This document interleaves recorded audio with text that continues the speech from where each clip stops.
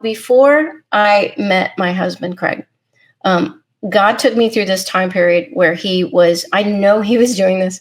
He wanted me to make a commitment to him to stay single, to be only married to God, right? And this was a time in my life where I really wanted to find the right man. I wanted to get married.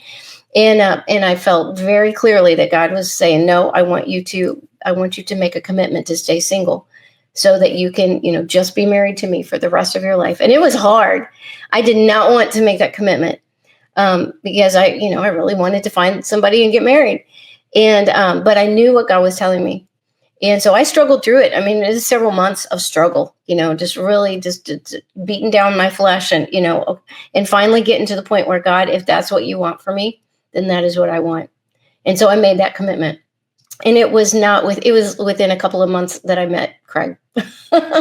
In fact, I was so serious about that commitment that after we met each other and he asked me out on a date, I hope he doesn't get mad at me telling these stories. He's watching in the other room.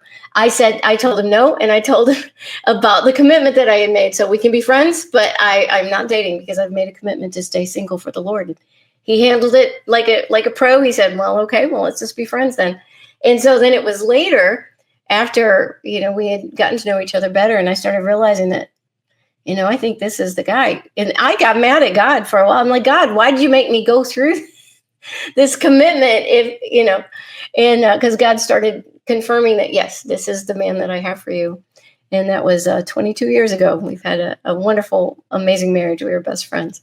But anyway, so this is just an example of how I would not have been the right person to be the wife that I should be to Craig until I was willing to make that commitment, until God was absolutely first in my life.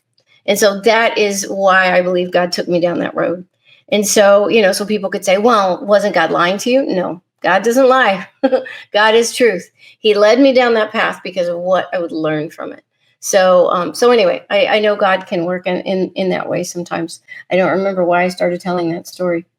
Oh, from Garlic Bread asking, how do you know when God is telling you things?